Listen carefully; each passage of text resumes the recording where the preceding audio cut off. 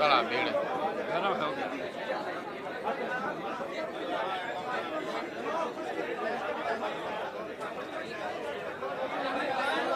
चलिए शुरू कीजिए ना। आप शांत हो जाए, अपने लोग भाई शांत हो जाइए। रंजन जी बैठ गए, सुशील भाई, ललन जी थोड़ा सा, ललन भाई थोड़ा सा मंदिर, अरे मंदिर जी आप चलिए ना अपनी बात। आप सभी का नाम लीजिए, बैठ जाए। आप सभी का स्वागत है आज के प्रेस कॉन्फ्रेंस में। जितने भी हमारे प्रिंट मीडिया के, इलेक्ट्रॉनिक मीडिया के और सोशल मीडिया के साथी आए हैं, सबका स्वागत है। हमारे मुख्य डेस्क पर हमारे दल के प्रदेश अध्यक्ष श्री मनोज झांसी जी हैं। उनके बगल में विश्वविख्यात गणितज्ञ और हमारे दल के उम्मीदवार श्री केसी सिन्हा जी हैं। उनके बगल में पार्टी के संगठन के महासचिव सुभाष सिंह कुशवाहा जी हैं।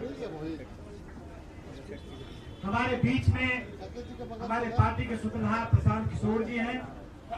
उनके बगल में देश के विख्यात कानूनविद वायवी गिरी साहब हैं। उनके बगल में पूर्व एमएलसी और पार्टी के उम्मीदवार श्री रामबली सिंह चंद्रवंशी जी हैं। पार्टी के एमएलसी अफाक साहब हैं, ललन जी हैं, श्री मंडल जी हैं और कई महत्वपूर्ण लीडर हैं। हम प्रशांत जी को दे उसके पहले मैं आपको बताना चाहता हूं कि आज के प्रेस कॉन्फ्रेंस के संबंध में पूरे देश और दुनिया का नजर प्रशांत जी की ओर है। आपके भी मन में कई सवाल होगा। सवाल यह भी होगा कि आपने कहा था 25 सीट आएगा तो राजनीति छोड़ देंगे। आपके मन में यह भी होगा कि प्रशांत किशोर जी ने कहा था जब तक बिहार को बदहाली और गरीबी से नहीं निकालेंगे तब तक चैन का सांस नहीं लेंगे और बिहार को छोड़ के नहीं जाएंगे। ये सारा आपके मन में प्रश्न होगा। मैं आपसे कहना चाहता हूं, जनसुराज पार्टी ने ईमानदारी से, शुद्धता से और तन्मयता से बिहार के लोगों के लिए जो संकल्प लिया था उसमें हमने बहुत कामयाबी भी प्राप्त की।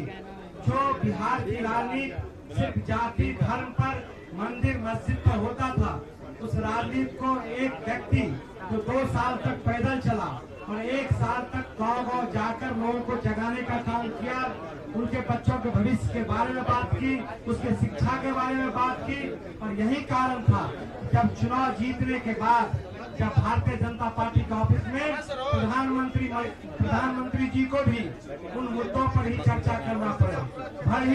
भले ही उसके बाद वो कट्टा की बात करे, लेकिन उनको भी जो रोजी रोजगार, शिक्षा, लोगों का पढ़ाई इन्हीं चीज पर घूमते रहा।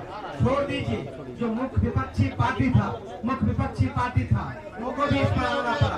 एक बात मैं जरूर कहूंगा, जो बिहार की राजनीति है, आपको लगता होगा जनसुराज को मात्र 3.34% 3.34% वोट आया है। लेकिन बिहार में ये भी तय हो गया है कि जब तक लालू जी का भय रहेगा तब तक बिहार में वोट का ध्रुवीकरण होते रहा और उसी के चलते जनसुराज को पराजय का सामना करना पड़ा। मैं सीधे तौर से प्रशांत किशोर जी को देना चाहता हूं। आप मुझे नहीं सुनना चाहते हैं, मैं प्रशांत जी को देना चाहता हूं, वो अपनी बात रखें। बहुत बहुत धन्यवाद साथियों। पहले तो आप सबका यहाँ समय निकालकर आने के लिए शुक्रिया। जिस दल को सिर्फ 3.5% वोट मिला है उसकी प्रेस वार्ता में इतने प्रेस के साथी आए हैं तो ये दिखाता है कि कुछ तो काम हम लोगों ने सही किया होगा।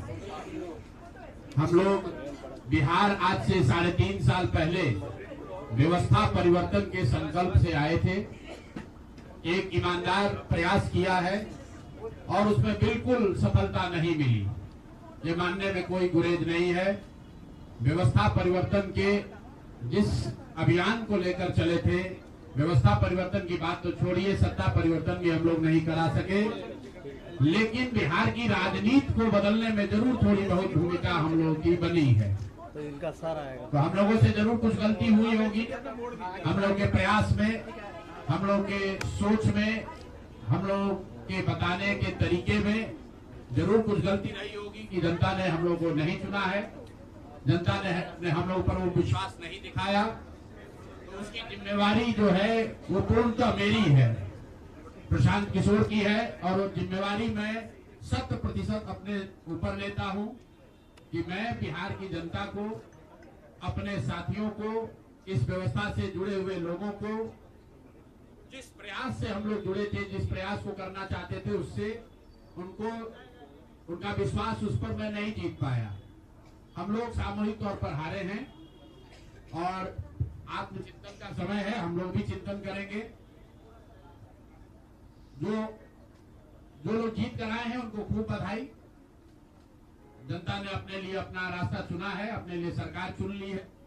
अब नीतीश जी और भाजपा के लोगों पर जिम्मेवारी है कि बिहार में जिन बातों को लेकर वो सत्ता में आए हैं, बिहार में तरक्की हो, बिहार में भ्रष्टाचार से जो जनता जूझ रही है, भ्रष्टाचार खत्म हो, यहाँ पर लोगों के लिए रोजी रोजगार हो, और सबसे बढ़ के जो मुद्दा है पलायन का, बिहार से पलायन बंद हो।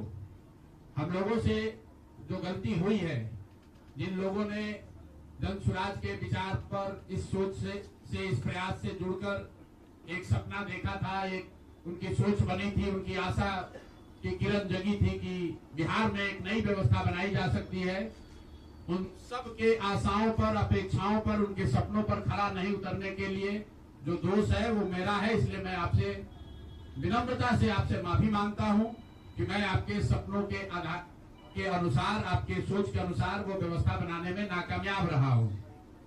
और प्रायश्चित के तौर पर मैं आज से 2 दिन के बाद 20 तारीख को गांधी विद्यारवा आश्रम में जो रास्ता गांधी जी ने बताया है, मैं अपने लोगों को, बिहार के लोगों को ये नहीं समझा पाया कि किस बात पर उनको वोट देना चाहिए, क्यों उनको नई व्यवस्था बनानी चाहिए। तो प्रायश्चित के तौर पर मैं अपने से विद्यारवा आश्रम में 1 दिन का उपवास, मौन उपवास रखूंगा। जो भी जन स्वराज के साथी हैं वो जहां पर है वहां, अगर वो समझते हैं कि हम लोग के प्रयास में, सोच में जो कमी रह गई, उसको सुधार के लिए प्रायश्चित के तौर पर हम लोग 1 दिन का सामूहिक उपवास रखेंगे। मैं खुद विद्यारवा, गांधी आश्रम विद्यारवा में रहूंगा, 24 घंटे का एक उपवास रखेंगे।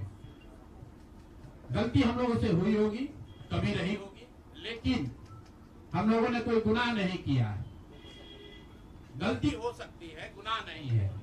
वोट नहीं मिलना गुनाह नहीं है। मैं बिहार की जनता के सामने अपने साथियों के साथ बिल्कुल सर उठा के ये कह सकता हूं कि हम लोगों ने गुनाह नहीं किया है। जिस बिहार में पिछले 30-35 साल से सिर्फ जाति की राजनीति हुई है, वहां पर इस समाज में जातियों का जहर फैलाने का गुनाह नहीं किया है। हम लोगों ने बिहार में हिंदू मुस्लिम की राजनीति नहीं की है, लोगों को धर्म के नाम पर बांटने का गुनाह नहीं किया है। हम लोगों ने बिहार की गरीब जनता को, भोले वाले लोगों को पैसा देकर उनका वोट खरीदने का गुनाह नहीं किया है। जिन लोगों ने ये गुनाह किया होगा, अगर वो आज जीत भी गए हैं तो उनको उसका हिसाब देना ही पड़ेगा। वो आज दे या कल दे, वो होगा ही होगा।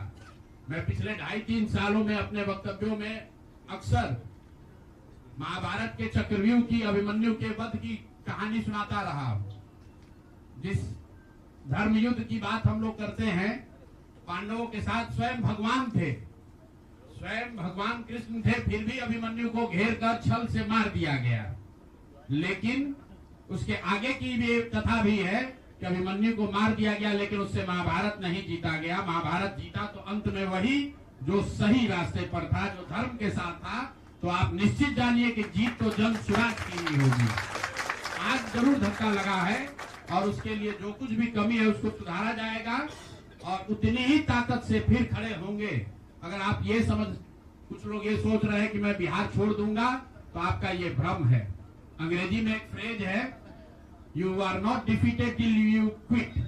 जब तक आप छोड़ेंगे नहीं तब तक आप हार नहीं सकते हैं। तो प्रशांत किशोर की और जन सुराज में मेरे साथ जुड़े हुए साथियों की बिहार सुधारने की जो जिद है, उस जिद के सामने दूसरा कुछ भी इस जीवन में नहीं है। उस जिद से पीछे हटने वाले नहीं है। पूरी ताकत से, पूरी ईमानदारी से लोग कह रहे हैं कि मैंने 3-3.5 साल में बहुत मेहनत किया है, तो जितनी मेहनत करते हुए आपने मुझे 3 साल में देखा है, उससे दुगनी मेहनत करेंगे और पूरी ताकत से लगेंगे। पीछे हटने का सवाल नहीं है। जब तक बिहार को सुधारने के अपने संकल्प को पूरा न कर लें, तब तक पीछे हटने का कोई सवाल ही नहीं है। अब चुनाव के परिणामों को लेकर जो बात है, उस पर बहुत विवेचना हो रही है। आपने भी कहा, बड़े बड़े विशेषज्ञ आकलन कर रहे हैं। कोई बता रहा है कि पैसे से जीत लिया गया, कोई बता रहा है कि लालू जी के डर से ध्रुवीकरण हुआ इसलिए जीता गया, कुछ लोग बता रहे हैं कि जातियों की बात अभी पूरी तरह खत्म नहीं हुई। मैं यहाँ चुनाव के विश्लेषण के लिए नहीं बैठा हूँ, लेकिन एक बात तो बिल्कुल स्पष्ट है कि पहली बार स्वतंत्र भारत के इतिहास में और खासकर बिहार में पहली बार ऐसा हुआ है कि कोई चुनाव जिसमें सरकार ने करीब करीब 40,000 करोड़ रुपया जनता के पैसे को खर्च करने का वादा किया है। और मुझे लगता है कि वही एक कारण है जिसकी वजह से एनडीए को इतना बड़ा बहुमत मिला है। मैं सिर्फ आपके ध्यान में लाना चाहता हूं कि 10,000 रुपए की बड़ी चर्चा हो रही है। लोग बता रहे हैं कि 10,000 पर लोगों ने वोट बेच दिया। बिल्कुल नहीं है, ये बात सही नहीं है। मेरा आज भी ये यकीन है कि 10,000 रुपए के लिए बिहार के लोग अपना वोट, अपना बच्चों का भविष्य नहीं बेचेंगे। अगर 10,000 रुपए को आप जोड़िएगा तो प्रतिदिन 5.5 रुपया हुआ। 5.5 रुपए में कौन अपना वोट बेचेगा? लोगों ने 10,000 रुपए के लिए सिर्फ वोट नहीं बेचा है। आपको देखने, जानने, समझने की जरूरत है। और इस पर यह बहस भी हो रहा है। सत्ता में जो लोग आए हैं वो कह रहे भैया हम तो सरकारी योजना चला रहे थे। जो विपक्ष में है वो कह रहा है हम योजना नहीं चला रहे थे, आप पैसा देके वोट खरीद रहे थे। इसका कोई अंत नहीं है, इस बहस का कोई अंत नहीं है। चुनाव आयोग पर लोग टीका टिप्पणी कर रहे हैं, वो चुनाव आयोग का विषय है। बिहार के बेटा होने के नाते, बिहार के नागरिक होने के नाते मेरा बस एक ही प्रश्न है। हर विधानसभा क्षेत्र में 60 से 62,000 लोगों को कम से कम 10,000 रुपया सीधे तौर पर सरकार ने दिया है। सिर्फ 10,000 रुपया नहीं दिया, ये कहा कि आपको स्वरोजगार के लिए 2 लाख रुपया दिया जाएगा और उसकी पहली किस्त के तौर पर, बयाना के तौर पर 10,000 रुपया उसको दिया गया। और पूरा सरकारी तंत्र लगाया गया लोगों को ये बताने के लिए कि अगर आप एनडीए को वोट देते हैं तो आपको 10,000 रुपए के साथ साथ आने वाले 6 महीनों में 2 लाख रुपए तक की सहायता मिलेगी। इसको करने के लिए पूरा सरकारी तंत्र लगा। जीविका की दीदियों को बैठाया गया। जितने यहाँ पर आशा आंगनवाड़ी सेविकाएं हैं उनकी सैलरी, उनका मानदेय बढ़ाकर उनको जोड़ा गया। लोग कह रहा है भैया काडर कहाँ है? मेरे भाई 2 लाख लोगों को, आप ध्यान रखिए, सिर्फ 10,000 रुपए लोगों को नहीं दिया गया है। हर विधानसभा में, मैं बहुत जिम्मेवारी से जो सरकारी आंकड़ा है वही बता रहा हूँ, हर विधानसभा में 60 से 62,000 महिलाओं को 10,000 रुपया दिया गया है। करीब करीब 1 लाख आंगनवाड़ी सेविका, आशा वर्कर और ममता की से जुड़ी हुई महिलाओं को करीब करीब सरकार ने 10,000 करोड़ रुपया अलग से दिया है। इसके साथ ही विकास मित्र और टोला सेवकों को 25,000 रुपया एक बार में, और जो लोग प्रवासी मजदूर बाहर से आए उनको 5,000 रुपया दिया गया है कपड़ा के नाम पर। तो कुल मिलाकर 29,000 करोड़ रुपया, करीब करीब 29,000 करोड़ रुपया बांटा गया है। 40,000 करोड़ रुपए की योजनाओं की घोषणा की गई है। अब हम यहाँ इसलिए नहीं बैठे हैं ये कहने के लिए कि इसी वजह से हम लोग चुनाव हार गए। मेरा अब सीधा सरकार से एक आग्रह है कि आपने 2 लाख रुपए देने का वादा किया है, जनता ने आपको मत दे दिया, अब आप सत्ता में बैठे हैं, तो कृपा करके जो 1.5 लाख महिलाएं, 1.5 करोड़ महिलाएं हैं जिनको आपने 10,000 रुपया दिया है, उन सभी महिलाओं को अगले 6 महीने में 2 लाख रुपए तक देने की व्यवस्था कीजिए। क्योंकि अगर वो हो जाएगा तो बिहार से बेरोजगारी दूर हो जाएगी, बिहार से पलायन बंद हो जाएगा और अगर आपने ये नहीं किया तो ये बिल्कुल स्पष्ट हो जाएगा कि आपने ये 10,000 रुपया किसी योजना के तहत नहीं दिया था, सिर्फ और सिर्फ वोट खरीदने के लिए दिया था। तो वोट खरीदने के लिए पैसा दिया गया है कि किसी योजना के तहत पैसा दिया गया है, सरकारी योजना के तहत, इसका प्रमाण इस बात पर है कि आने वाले 6 महीने में सरकार ने स्वरोजगार के नाम पर जो पैसा जारी किया है, उस क्षेत्र में और पैसा और मदद जारी की जाती है या नहीं की जाती है। हम लोग एक भी विधायक न जीते कोई बात नहीं, जन सुराज। और कई लोगों का सवाल है नीतीश कुमार को 25 सीट आने की बात है, तो मैं आपके सामने घोषणा कर रहा हूं कि जो 25 सीट हमने बात कही थी उस पर बिल्कुल कायम है। अगर नीतीश कुमार ने, उनकी सरकार ने ये वोट खरीदा नहीं है, इनको 2-2 लाख रुपए दे दे, मैं बिल्कुल राजनीति से संन्यास ले लूंगा, उसमें कहीं कोई दिक्कत नहीं है, कहीं कोई दिक्कत नहीं। बिहार के 1.5 करोड़ लोगों को 2-2 लाख रुपया नीतीश कुमार दिलवा दे, मैं मान लूंगा कि हमारे आकलन में गलती थी, हमारी गलती थी। और हमारे आकलन की बात छोड़िए, अगर बिहार से बेरोजगारी दूर हो जाए, पलायन बंद हो जाए, 1.5 करोड़ परिवार, टोटल 2.5 करोड़ परिवार में अगर 1.5 करोड़ परिवार की गरीबी दूर हो जाए, तो प्रशांत किशोर को विधायक बनने की, राजनीति करने की कोई जरूरत नहीं है, हम दूसरा काम कर सकते हैं। तो आपका अगर ये सवाल है कि 25 सीट की बात है, बिल्कुल 25 सीट से ज्यादा नीतीश कुमार को ना आना चाहिए था, ना आता। एक ही फैक्टर है, ये पैसा बांटकर जो वोट आपने खरीदा है, खरीदने का आप पर इल्जाम है। तो इसको आप इतने 20 साल से आप मुख्यमंत्री हैं, तो आप इस इल्जाम को धो दीजिए। अगले 6 महीने में 1.5 करोड़ लोगों को, 1.5 करोड़ परिवार को स्वरोजगार की व्यवस्था कर दीजिए। और अगर नहीं कीजिएगा तो हम लोग यहीं पर हैं। मैं आपके सामने एक नंबर जारी कर रहा हूं, मेरा अपना व्यक्तिगत ऑफिस का 91-216, 91-216। जितने लोग हैं, जिनको भी 10,000 रुपया का बयाना नीतीश कुमार सरकार ने, अधिकारियों ने, जीविका की दीदियों के माध्यम से दिया है, इस आश्वासन के साथ कि अगर आप नीतीश कुमार को, एनडीए को वोट देंगे तो आपको 2 लाख रुपया 6 महीना में मिलेगा। तो मेरे भाई, अब समय चालू हो गया, आप आ गए हैं सत्ता में और हम लोग आराम से बैठे हुए हैं बिहार में। हर वो महिला, हर वो परिवार जिसको 2 लाख रुपया नहीं मिलता है, आप प्रशांत किशोर से संपर्क कीजिए, आप जन सुराज से संपर्क कीजिए। अब सलाह का समय खत्म हुआ, अब संघर्ष का समय शुरू होगा। हमने 3.5 साल लोगों को सलाह दिया है, हमने 3.5 साल लोगों को जाकर घर घर हाथ जोड़ा है, कभी वोट नहीं मांगा। लोगों को यही कहा कि अपने बच्चों के लिए वोट दो, अच्छे लोगों को जिताओ। लोगों ने अपने हिसाब से अच्छे लोगों को जिताया है। जिन मुद्दों पर जिताया है उसका मैं स्वागत करता हूं कि स्वरोजगार ही सबसे ज्यादा जरूरी है। उसका वादा एनडीए की सरकार ने किया है, नीतीश कुमार ने किया है, और 10-10 हजार रुपया बानगी के तौर पर, एडवांस के तौर पर उन महिलाओं को दिया है। तो अब अगले 6 महीना में उन सभी महिलाओं को, उन सभी परिवारों को नीतीश कुमार की स्वरोजगार का अवसर दे, उनको 2 लाख रुपए की मदद दे, ताकि वो 1.5 करोड़ परिवार के लोग बेरोजगारी से बाहर निकल सके, गरीबी खत्म कर सके और उनके बच्चे गुजरात में, तमिलनाडु में जाकर मजदूरी न करें। और अगर ये नहीं होगा तो हम लोग तो विधानसभा में हैं नहीं।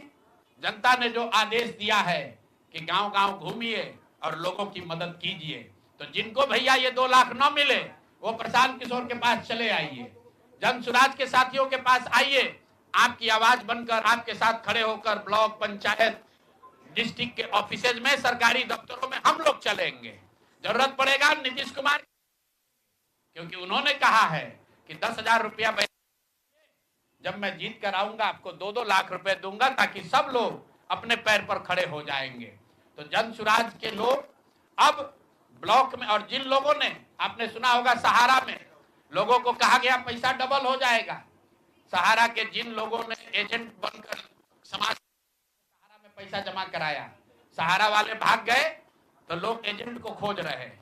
तो जो सरकारी अफसर नेतागिरी कर जिन लोगों ने किया है, सरकार की ओर से आश्वासन दिया है कि आपको रोजगार देंगे, 2 लाख रुपया देंगे, जिन जीविका की दीदियों ने एक महिला को जाकर समझाया है, बूथ पर बैठकर वोट दिलवाया है, सिंबल सिखाया है, क्रमांक संख्या बताया है, वो जीविका की दीदियों की जिम्मेवारी है कि जिनको आपने ये काम कराया है, जिनके बच्चों का भविष्य आपने 10,000 रुपया में आपने सौदा कराया है, उनको पैसा मिले। और अगर वो 2 लाख रुपया नहीं मिलेगा तो 6 महीने का समय है। 6 महीने के बाद हर वो व्यक्ति जिसको पैसा नहीं मिले उसके लिए जन सुराज का, प्रशांत किशोर का दरवाजा खुला हुआ है। हम लोग आपकी आवाज बनेंगे, आपके साथ खड़े होंगे। हम लोग विधायक सांसद नहीं है, लेकिन समाज में हमारी ताकत जो आवाज है, आपके वो आवाज आपके साथ जोड़ेंगे और हर हालत में आपको ये 2 लाख रुपया मिले, इसकी लड़ाई को जारी रखेंगे। दूसरी बात जो कह के मैं खत्म करूंगा, चुनाव से पहले सरकार के भ्रष्टाचार को लेकर इसी जगह पर हम लोगों ने कई प्रेस कॉन्फ्रेंस किए हैं। नीतीश कुमार को कभी व्यक्तिगत तौर पर बेईमान नहीं बताया गया है, भ्रष्ट नहीं बताया गया है, लेकिन हम लोगों का ये मानना था कि नीतीश जी का स्वास्थ्य अच्छा नहीं है, अगल बगल के लोग लूट रहे हैं, चला रहे हैं। अभी परिणाम आए हैं, नीतीश जी को देखकर लग रहा है कि नीतीश जी बिल्कुल स्वस्थ दिख रहे हैं। तो अब मेरी उनसे अपेक्षा है कि 2 दिन के बाद अभी मंत्रिमंडल बनने वाला है। कल प्रधानमंत्री जी ने भी कहा है कि बहुत बड़ी जिम्मेवारी है, हम लोग इलेक्शन मोड में नहीं, इमोशनल मोड में हैं। तो उसी इमोशनल मोड में मेरी आपसे अपेक्षा है कि भारतीय जनता पार्टी की लीडरशिप और नीतीश कुमार एक ऐसा स्वच्छ मंत्रिमंडल बनाएं जिसमें कोई दागी मंत्री न हो, कोई भ्रष्टाचारी न हो। जनता सरकार बनाने का मैंडेट दिया है, भ्रष्टाचार करने का, भ्रष्टाचारियों को सरकार में शामिल करने का मैंडेट नहीं दिया है, भ्रष्टाचार करने का मैंडेट नहीं दिया है, लूटने का मैंडेट नहीं दिया है। तो मैंडेट, बिल्कुल मैंडेट का सम्मान है। जनता लोकतंत्र है, जनता मालिक है, जनता ने जिनको सत्ता में बैठाया है वो सत्ता में बैठे, लेकिन सत्ता में बैठकर लूटने का मैंडेट जनता ने नहीं दिया है। तो मेरी अपेक्षा है कि नीतीश जी, माननीय प्रधानमंत्री मोदी जी, अमित शाह जी, जिन्होंने बिहार की जनता को ये बताया है कि हम आपका विकास करेंगे, आपके बच्चे अब गुजरात नहीं जाएंगे मजदूरी करने, तो भाई अब आपकी जिम्मेवारी है ऐसा मंत्रिमंडल बनाइए ताकि बिहार के लोगों का पलायन बंद हो, यहाँ से बेरोजगारी खत्म हो और जो पिछले 5 साल से लोग भ्रष्टाचार से जूझ रहे हैं वो आगे भ्रष्टाचार न हो। मेरी बात यहाँ खत्म हुई। अब आपके जो सवाल हैं वो आप सवाल कर सकते हैं। बहुत बहुत धन्यवाद।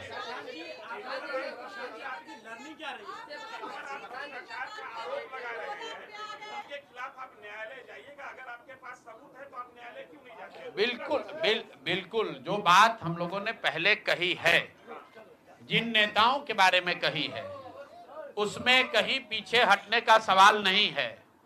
मैंने आपको कहा था कि प्रेस के जरिए उसको बताया गया, ये अपेक्षा की गई कि सरकार में के जो मुखिया हैं उस पर एक्शन लेंगे, उन्होंने एक्शन नहीं लिया। दूसरा, जनता की अदालत में गए, जनता ने भी उन्हीं नेताओं को फिर से जिताकर भेज दिया। कई लोग जिन पर इसी जगह पर मैंने आरोप लगाया है, जिनके आरोपों की बात कही गई है, उनको जनता ने भारी मत से जिताकर भेजा है। तो भाई अब जिम्मेवारी है सरकार के मुखिया के तौर पर नीतीश कुमार जी ये तय करें कि वो लोग सरकार के हिस्सा होंगे कि नहीं होंगे। अगर होते हैं तो निश्चित तौर पर जनता के बीच में भी उनके खिलाफ जाएंगे और जहां जरूरत पड़ेगी कोर्ट में भी जाएंगे।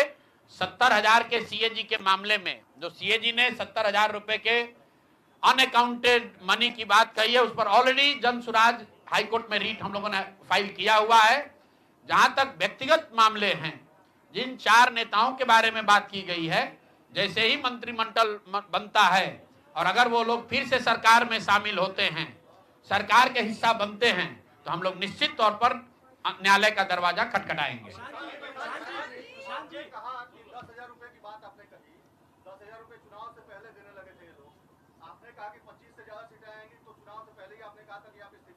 जी,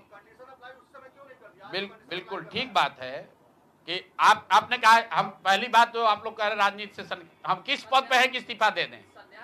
हाँ ना, सुन रहे हैं, आ रहे हैं, किस पद पर है कि इस्तीफा दे दें? आप एक मिनट,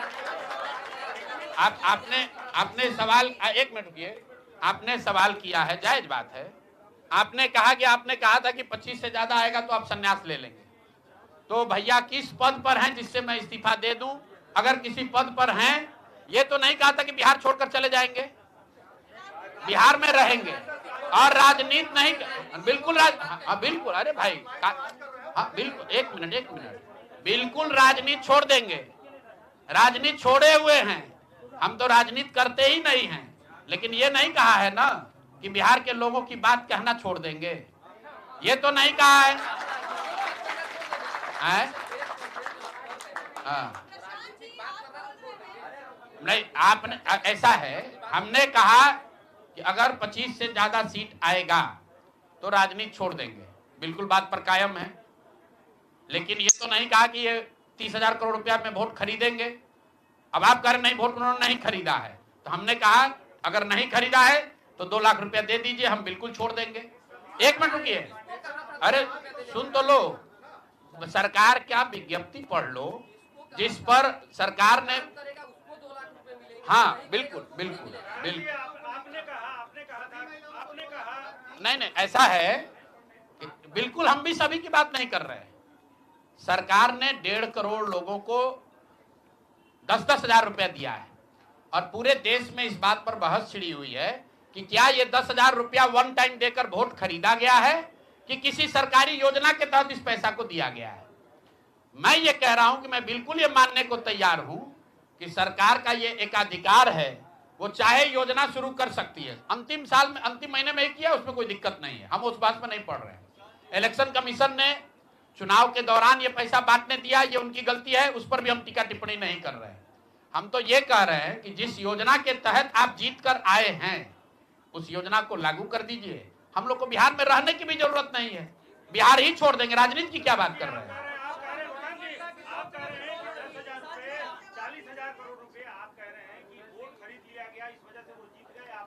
ना, हम नहीं हारे, हम हार नहीं, हम तो रेस में ही नहीं है, हम तो रेस में ही नहीं है। हम आपको ये बता रहे हैं कि जो बात नीतीश कुमार के जीतने की है, जीत और हार के बीच में एक ही बात है कि क्या नीतीश कुमार जी ने, उनकी सरकार ने ये हर विधानसभा में 60,000 वोट 10,000 रुपया देकर खरीदा है कि नहीं खरीदा है, इस पर बात है। और मैं ये कह, एक मिनट रुकिए, चुनाव से पहले ही कहा है और चुनाव के पहले ही की बात हो रही है। और अरे आपकी क्या, आप क्या चाहते हैं कि हम कहते हैं कि हम राजनीति से संन्यास ले रहे हैं इसलिए आप आए हैं? मेरे भाई, अगर ऐसा है, हमने आपको, आप भाई, आप लोग जितने लोग आए हैं, हमने बिल्कुल स्पष्ट आपको कहा कि नीतीश कुमार ने प्राइमा फेसी जो दिख रहा है कि सरकार ने 10,000 रुपया देकर वोट खरीदा है, लेकिन मेरे पास उसका कोई प्रमाण तो है नहीं। सरकार कह रही नहीं है तो सरकारी योजना के तहत दिए हैं। योजना की जो गजट ऑर्डर है वो देख लीजिए, उसमें लिखा क्या है कि 10,000 रुपया आपको स्वरोजगार के लिए महिलाओं को दिया जा रहा है और जरूरत के मुताबिक अगले 6 महीने में, उसमें लिखा है कि अगर आपकी योजना सरकार ठीक को लगेगी कि ठीक है, वही बात। अरे आप, अरे भाई, हम हिंदी में लिखा है, उसको फिर से जारी कर देंगे, सब लोग पढ़ लेगा। सरकार ने ये नहीं कहा कि ये 10,000 वन टाइम पेमेंट है, उन्होंने कहा कि स्वरोजगार की योजना की तहत आपको 10,000 रुपया दिया जा रहा है और अगर एडवांस पैसा, एडवांस, एक मिनट रुकिए, और 2 लाख रुपया अगर आप स्वरोजगार में का काम करेंगे, अगर आप अपने पैर पर खड़े होने की योजना करेंगे तो 6 महीना में आपको 2 लाख रुपया और दिया जाएगा। अगर 1.5 करोड़ महिलाओं में 5 लाख महिलाओं को भी ये 2 लाख रुपए दे दे, इस बात पर हम कायम हैं कि हमको राजनीति छोड़कर बाहर चले जाना चाहिए। बिल्कुल, अब फिर अब 5 लाख, भाई एक मिनट रुकिए, आप लोग इतना वरिष्ठ पत्रकार हैं, इतना बात को पकड़े हुए हैं और हम लोग बात से हटने वाले लोग नहीं हैं। हम नीतीश कुमार नहीं हैं जो सदन में खड़ा होकर कहेगा कि मिट्टी में मिल जाएंगे, भाजपा में नहीं जाएंगे। और उसी बात पर उनको महान पुरुष आप बता रहे हैं। सुनिए, हम अपनी बात पर कहें,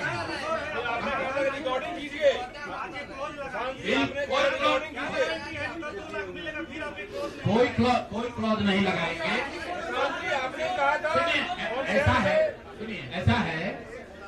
ऐसा है, आपने कॉन्फिडेंस से कहा था।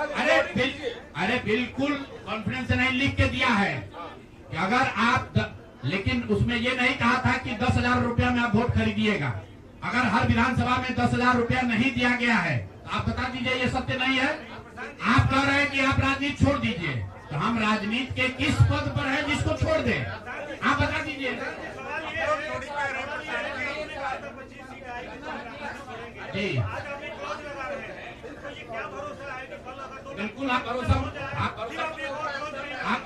कीजिए, आप भरोसा मत कीजिए। हमने जो बात अपनी कहनी थी, हमने आपको बात कह दी।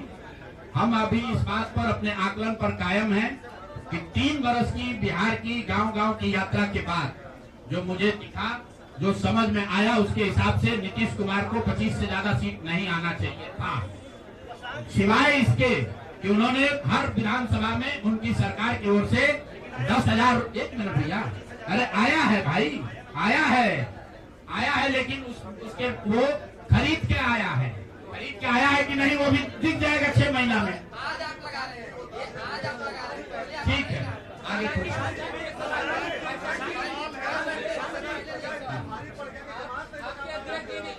बिल्कुल, ये हमने आपको अपने वक्तव्य में कहा कि हम लोग बिल्कुल असफल साबित हुए। हमने जो बात यहाँ बिहार के लोगों को बताई वो लोगों को समझ में नहीं आया है, लोगों को स्वीकार्य नहीं है। हम अपनी गलती मान रहे हैं,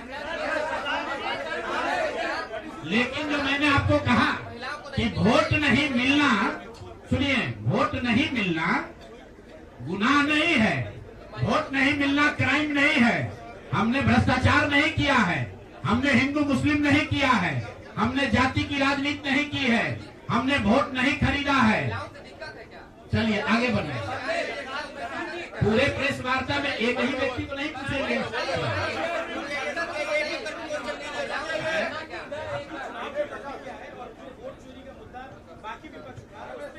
मैं वोट चोरी के मुद्दे पर हम लोग का स्टांस जो है वो बिल्कुल क्लियर है पहले दिन से। ये बिहार का मुद्दा नहीं है। जो चुनाव की पूरी प्रक्रिया है उसमें वोटर लिस्ट बनने से लेकर आचार संहिता के अनुपालन का, वोटिंग के दिन के, जैसे यहाँ पर आप जीविका की दीदियों को बाकायदा आपने मोबिलाइजर बनाकर सरकारी व्यवस्था के तहत बूथ में बैठाया है।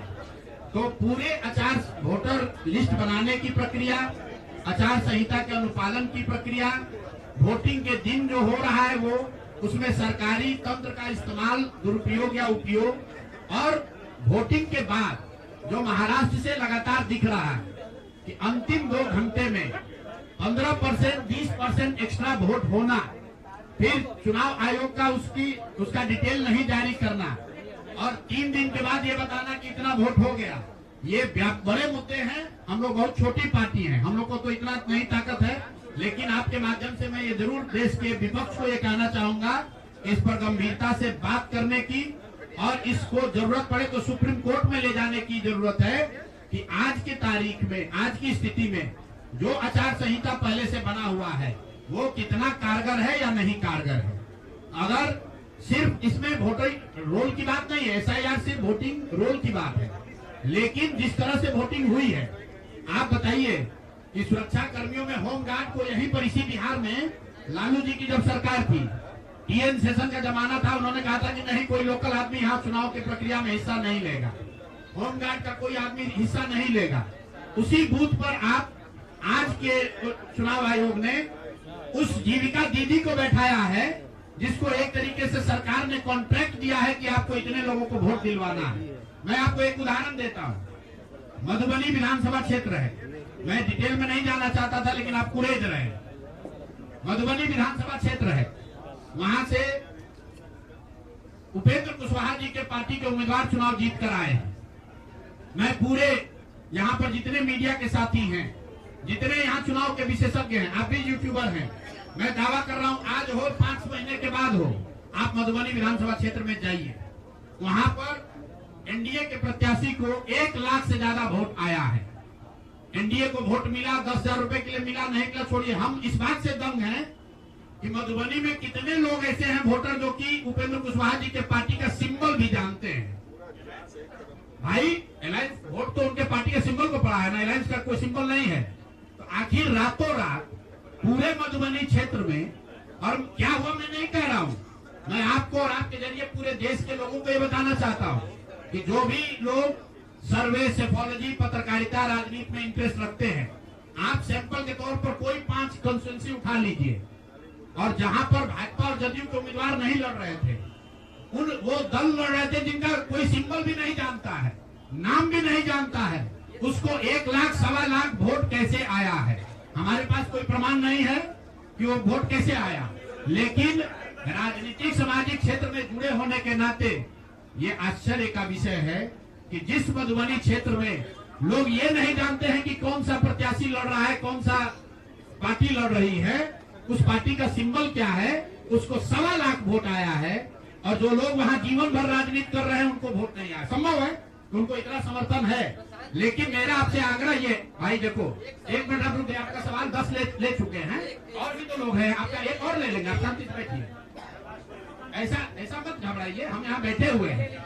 और मेरा आपसे अनुरोध है, मैं कोई आरोप नहीं लगा रहा हूँ, लेकिन मधुबनी जैसे 5 सीट का मैं आपको हवाला देना चाहता हूँ, जहाँ पर चुनाव के 12 दिन 15 दिन पहले ये तय हुआ कि कौन पार्टी चुनाव लड़ेगी, उस पार्टी का नाम कोई नहीं जानता है, उसका सिंबल कोई नहीं जानता है, और 1,20,000 वोट अगर किसी विधानसभा में आ रहा है, इसका मतलब है कि हर घर से 2 से 3 वोट आया है। आपको आंधी दिखनी चाहिए वहां पर।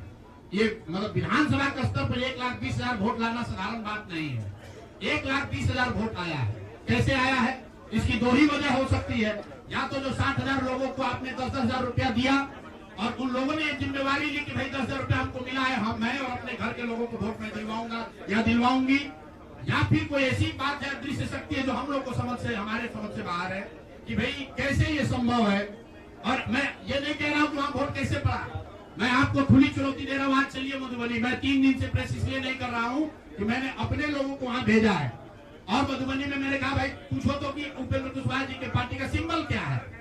30% लोगों को सिंबल नहीं मालूम है कि सिंबल क्या है, और उनको 1 लाख से ज्यादा वहाँ वोट आया है। मुझे उपेंद्र कुशवाहा जी से कोई लड़ाई नहीं है, उनको उनके पार्टी के प्रत्याशी से कोई मुझे लेना देना नहीं है। मेरा सिर्फ ये कहना है कि ऐसी कौन सी विधा है कि हम लोग 3-3 साल एक विधानसभा में घूम रहे हैं, लोगों को ये नहीं मालूम है कि जन स्वराज का चुनाव चिन्ह क्या है, और ये लोग 10 दिन चुनाव के पहले आए, उस पार्टी का नाम मधुबनी शहर में लोग नहीं जानते हैं, उस पार्टी का सिंबल घर घर पहुंच गया और उसको 1,20,000 लोगों ने वोट दे दिया। तो मेरे भाई ये बहुत बड़ी चुनाव की विधा है।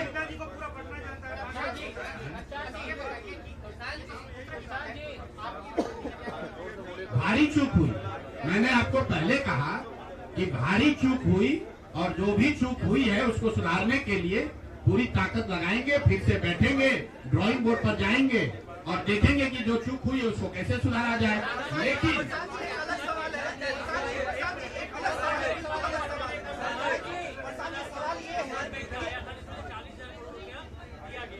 नहीं, जो टोटल पैसा सरकार ने अनाउंस किया है सितंबर अक्टूबर में, अगस्त और सितंबर को अगर आप जोड़ लेंगे तो कुल 18 योजनाओं की सरकार ने घोषणा की है, उसमें कोई गलती नहीं है।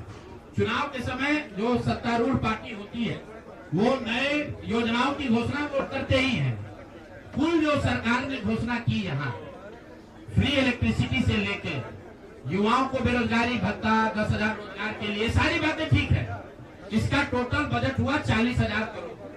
40,000 करोड़ में से 29,000 करोड़ रुपए की योजना सरकार ने रोल आउट की। 11,000 करोड़ को तो शुरू ही नहीं किया, और इस 29,000 करोड़ में से जो सबसे बड़ी योजना है वो है स्वरोजगार की योजना, जिसमें हर विधानसभा क्षेत्र में 60 से 62,000 परिवारों में एक महिला को 10,000 रुपया दिया गया।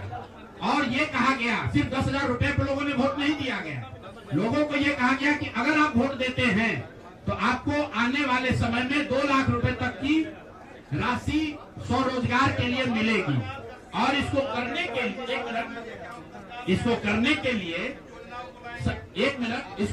के लिए सरकार ने जीविका दीदी का पूरा जो नेटवर्क है, 1 लाख से ज्यादा जीविका की दीदियों को और आंगनवाड़ी सेविकाओं को, आशा वर्कर को, और जो टोला सेवक है, विकास मित्र है, उनको लैपटॉप खरीदने के लिए 25,000 रुपया दिया गया 1 टाइम। अब आप बताइए कि जो टोला सेवक है जो विकास मित्र है जिसको आपने 25,000 रुपया दिया है, वो जो लैपटॉप या आईपैड खरीदेगा, उससे बिहार सरकार की योजना का दलितों का क्या सुधार होगा, वो सरकार को बताना चाहिए।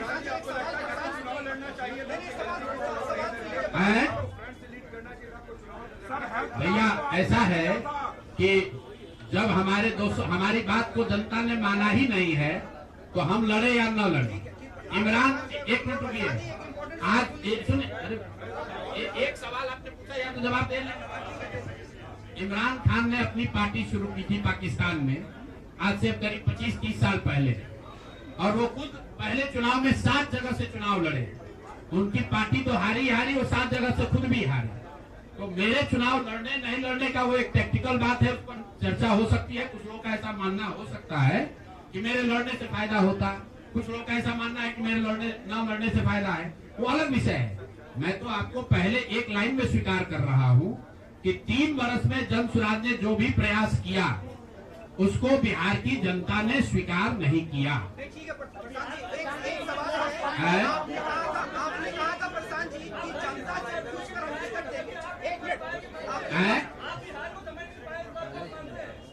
बिहार को मैं समझ नहीं पाया, बिल्कुल मान लेंगे, इसमें क्या दिक्कत है।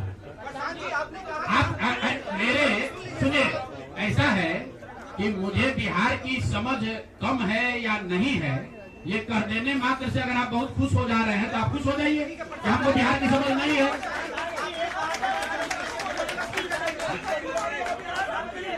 मेरे भाई ऐसा है, अगर हमने हमारे आप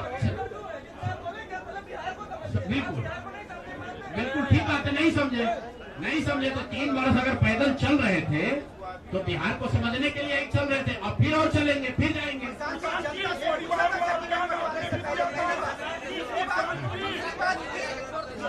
कई प्रत्याशियों ने आरोप लगाए, टिकट वितरण पे सवाल खड़े किए थे। क्या लगता है जनता उससे भी डाइवर्ट हुई कि प्रशांत किशोर कहा? अच्छा ऐसा है, सुन लीजिए, ऐसा है पूरे महीने, पूरे चुनाव के दौरान मैंने आपको पहले कहा कि हमसे गलती हो सकती है, लेकिन हम लोगों ने गुनाह नहीं किया। आप लोग जो बात कर रहे हैं वो इस अंदाज में बात कर रहे हैं जैसे प्रशांत किशोर ने कोई गुनाह कर दिया है, बिहार को सुधारने का प्रयास करके कोई गुनाह कर दिया है, और आप लोग आए हैं हमारा यहाँ पर पोस्टमार्टम करने। तो आप लोगों का स्वागत है। रुकिए, एक मिनट रुक जाइए, आप बहुत भारी पत्रकार हैं, 8-9 सवाल कर चुके हैं, और लोगों को भी मौका दीजिए, आपका भी सवाल किया जाएगा। एक मिनट रुक जाइए, अरे रुक जाओ भाई, आप एक मिनट रुकिए। जहाँ तक बात है बिहार को समझने नहीं समझने की, तो मैं बिल्कुल कैमरे पर आपसे मान रहा हूँ कि मुझे नीतीश कुमार, लालू जी, सम्राट चौधरी, अशोक चौधरी जैसे धुरंधर नेताओं की तरह बिहार की समझ नहीं है। मुझे नहीं समझ है कि बिहार को जातियों के आधार पर कैसे और बांटा जाए। मुझे इस बात की समझ नहीं है कि बिहार को हिंदू मुसलमान के नाम पर कैसे और बांटा जाए। मुझे ये समझ नहीं है कि 10,000 रुपया देकर कैसे वोट और खरीदा जाए। जिनको समझ है वो लोग जीत कर आए हैं, और उनको सत्ता मुबारक हो, और बिहार की जनता को वो लोग मुबारक हो। आपने कहा कि अरे रुको भाई, आप इनके सवाल का जवाब दे ले। अच्छा, उनके बारे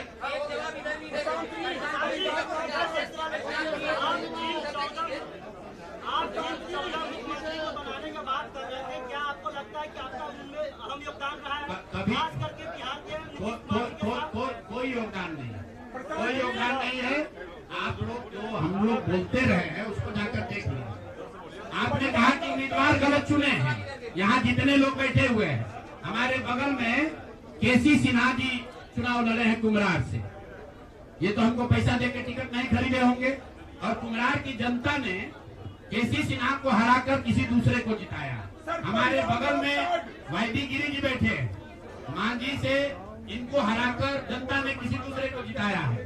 तो मेरे भाई, मैं समझता हूँ कि अगर केसी सिन्हा नहीं जीते तो उससे केसी सिन्हा के जीवन पर कोई फर्क नहीं पड़ेगा मेरे भाई, कुम्हरार की जनता के जीवन पर फर्क पड़ेगा।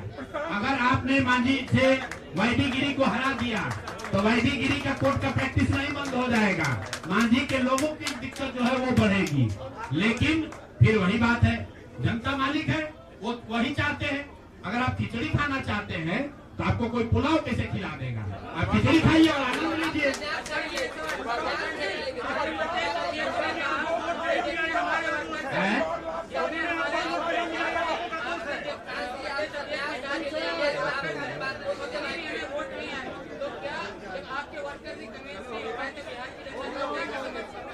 ठीक बात है, हमने आपको पहले कहा कि जो कुछ भी हम लोगों ने प्रयास किया उसमें जनता को हम लोग नहीं समझा पाए और उसका दोष हम पर है, उसकी जिम्मेवारी हम लोगों पर है। और लेकिन अगर नहीं समझा पाए तो उसको समझाने की जो आगे की जिम्मेवारी है वो भी हम ही पर है।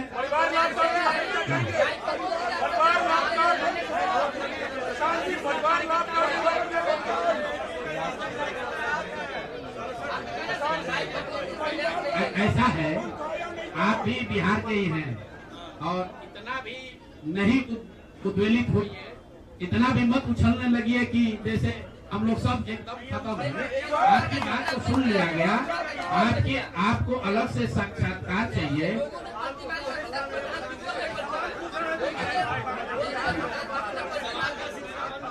चलिए आगे बढ़िए।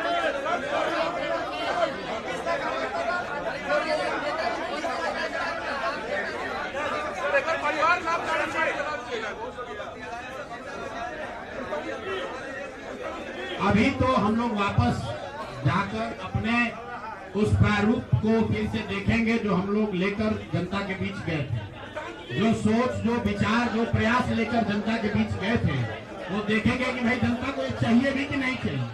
अगर जनता को पढ़ा लिखा आदमी नहीं चाहिए, अगर जनता को स्वच्छ लोग नहीं चाहिए तो हम लोग तय करेंगे क्या करना है।